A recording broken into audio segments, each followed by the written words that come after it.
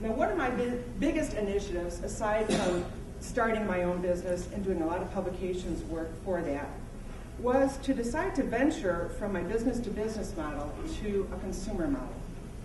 And I'll tell you how that story happened. It began with my mother. My mother is a fantastic woman. I should say was a fantastic woman. She is energetic, supportive, kind. She loved the Tigers. She was a fan of the symphony. She was very intelligent, and she did a lot in her life. She and my wonderful father had 8 children, and I am number 3 of those 8 children. And we have a wonderful, close family. Sadly, my mother died, and my mother developed Parkinson's disease and lived with that for quite a long time. It was very painful to watch the progression of that disease take over her life and really diminish it from a high-energy lady to just this shell of a person. Very, very sad. And she died in 2008. At that time, her death left a void in the life of myself, my siblings, and our acquaintances, her friends. She had a very wide network of friends. So I thought, I'd like to really commemorate my mom's life. I feel like I need to write a book about this. So what I did is I submitted questionnaires to my siblings. I had phone conversations with the relatives. I got these questionnaires back. I compiled the story. I took photos to match the timeline of the story. And I developed a book for her. And this is the effort of that book. Her name is Catherine Grisdella. And what it is it chronicles her life from, this is our big family, okay? These eight siblings all have children and husbands. And we talked about childhood. We go into her education. She had 3 degrees, actually, a bachelor's and 2 masters. She married a little bit older. She married my father there. We unearthed this photo of them in their bathing suits. No one had ever seen this before. I think they kept it hidden, but they look pretty good. So, and her beautiful wedding gown. And this was really a joy to put together. So people who received this book, and this is the best part, is the last photo. This was one of 3. She had 2 siblings in the family. And this was in a frame. I wasn't sure it was her, so I sent it around the internet to my her sister, who lives in California. And I said, "Is this my mom?" And she said, "Yes, it is." I said, "All right, it's going on the back of this book with the word cherish on it." Well, as you all know, business took a real nosedive a few years ago, didn't it? Yeah. And everyone's thinking, "Oh my gosh, what are we going to be doing here?" Well, I thought, since I do a lot of profiles for universities, healthcare systems, I do a lot of writing about donors and their lives, and they use this to help other people raise funds for their organization, because these people are generous. Can you be generous too? I thought, you know what, I really like writing profiles. Maybe I can do this for a consumer market. Maybe I could do a book like this for people. So I developed, I decided I was going to launch this on my own. No corporate funding, no small venture capitalism or anything.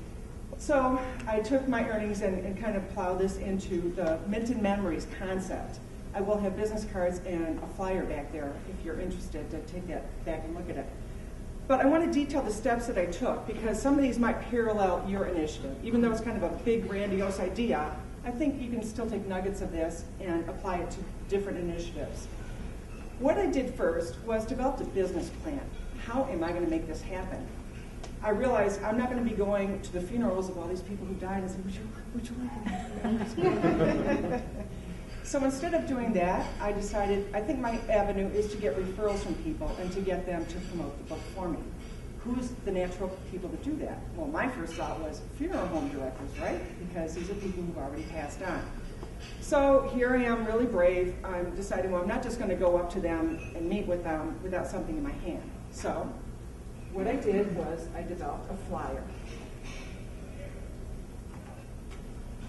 And this I would leave with them. And then I also developed a price sheet. And there's 2 price sheets. One is for the referral sources, because they get a commission. and the other's for regular consumers, where the price is the same, but instead of applying that towards a commission, I apply it towards the advertising and promoting of the book. And I also developed a business card, and I really think this is so sweet because it is like a little book. So it opens up, tells a story. So, armed with my flyers and my business cards, okay, now I felt confident. So I actually did some cold calling on funeral homes, believe it or not. And I thought these people are going to be so dour, there's no way I'm going to warm up to these people, they're going to warm up to me. Surprisingly, they're very nice people. So it wasn't so bad, I'm sure. I did sometimes call, but for the most part, if there's funeral homes in the area, I stop and drop this off. Now this is very brave, and this is really not me, but I really believe in this idea. So I thought, well, if they buy into it, it's worth a pain on my part to get past that. So once I did that, I also did some social media with it. I blogged about my efforts. I actually ended up, I also realized, I'm not going to be able to pass this book out to everyone physically. I'm not going to be able to mail them a book because this book's pretty pricey. So I thought, well, I'm going to have my web designer do an electronic version of the book. So it is online. If you go to the website, you'll see an electronic book there. You can flip through the pages. And the names are changed, the dates are changed because I don't want any bad stuff happening because my main name's out there, for example, or the date of birth, things like that. But I also think that you can see how this is woven together in terms of in-person meetings with the funeral home directors. And when I saw that might not be the right avenue, because yes, they're interested, but people, when they die, sometimes they don't have a lot of money. They have enough to pay for the funeral, and that's it. And in my mind, I had envisioned all these people have great inheritances, and would they just love to buy a book with this inheritance, which is how we funded this book. Of course, I did my work for free, because I'm a family member. They got the family discount. But I also realized that I called some assisted living centers, and actually there was an interest there. So I ended up speaking, because I am a Toastmaster, and I didn't flub it like I did the opening of this one. But I did end up speaking to Alzheimer's support group at the Botsford Commons, and that was very good. There's about a group about this size, and I just introduced the concept. So, it's a work in progress. I'm not banking on it yet. I'm still putting the seeds out there for it like I am today.